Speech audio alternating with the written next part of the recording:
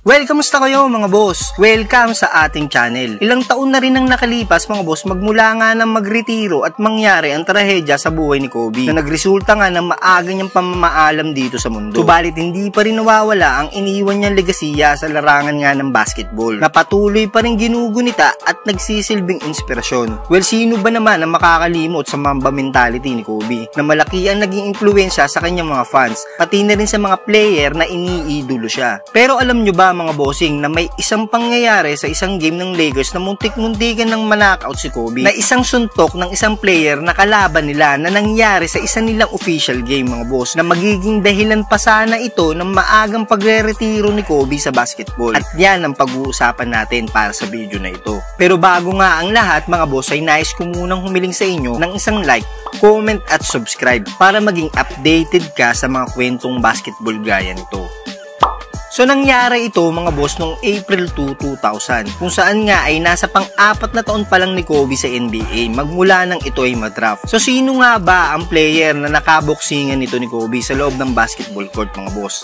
Ito nga ay si Chris Child na isang undrafted player noon ng New York Knicks. On that night mga boss, sa laban ng Los Angeles Lakers at New York Knicks ay nagpang-abot nga silang dalawa sa huling bahagi ng third quarter na may natitira na lang na 44.3 seconds. So dito nga mga boss ay lamang ang Lakers sa score na 71 habang ang New York Knicks naman ay may score na 60. Sa simula pa lang ng game mga boss, si Chris Child na talaga ang bumabantay dito kay Kobe sa depensa. Medyo hindi nga nagugustuhan ni Kobe ang ginagawang pagbabantay sa kanya ni Chris dahil na rin sa pantatrash talk at mga simpleng pambabalya nito sa kanya na hindi naman agad nakikita ng referee. So madaling sabi mga boss ay sinisira ni Chris Child ang diskarte ni Kobe sa laban na ito.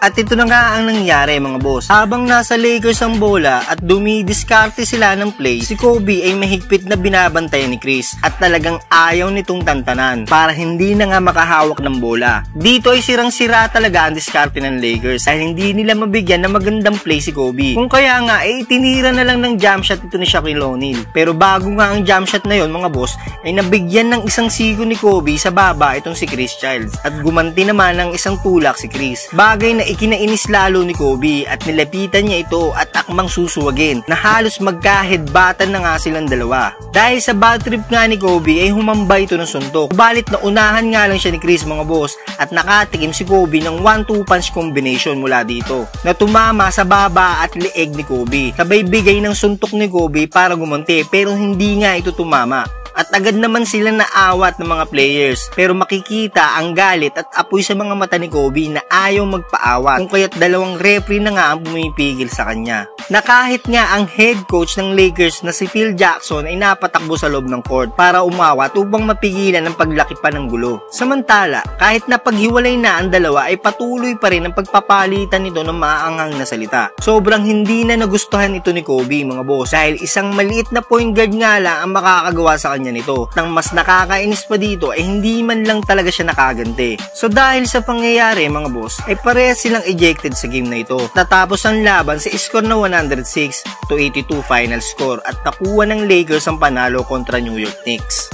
The following day mga boss, sinabi ni Kobe sa isang interview na ang player na ito ay gusto talaga siyang sirain at sobrang physical niyang maglaro. Pero hindi raw nito ini-expect na magpapakawala ito ng suntok. Nagsalita na rin patungkol sa pangyayaring ito si O'Neal para protektahan sa kahihiyan si Kobe mga boss. Patapos nga siyang masuntok sa harap ng libu-libong manonood dahil marami ang napagsabi na mali ang inasal ni Kobe sa nasabing insidente na ito na ayaw talagang magpaawat. Ang sabi ni O'Neal sa isang reporter ay hindi talaga katanggap-tanggap ang masuntok ka sa mukha ng isang lalaki tapos hahayaan mo na lang at hindi ka gaganti lalo sa harapan ng national TV. Ika pa nga niya si reporter ikaw kaya mo ba yon? Ako hindi ko kaya yun. Kaya walang mali sa ginawa ni Kobe dahil pinoprotektahan lang din niya ang kanyang sarili. Pagkalipas ng 15 taon matapos ang suntukan nila ni Kobe mga boss, na-i-open ni Chris Child sa isang radio interview ang pangyayari ng gabi na muntikan niyang manakaut si Kobe. Sinabi niya na si Kobe ay batang player pa noong mga panahon na yon. Kailangan mayroong humamon talaga sa kanya para mapatunayan niya ang kanyang sarili. At nagkataon na ako yung taong nakaharap niya. At sinabi rin kung paano nga nagsimula ang kanilang upakan. Sabi ni Chris Child mga boss, matindi talaga ang depensa niya noon kay Kobe. Na nagmula sa screen ay hinabol niya ito. Ngunit sa tagpong ito ay sinigo siya ni Kobe.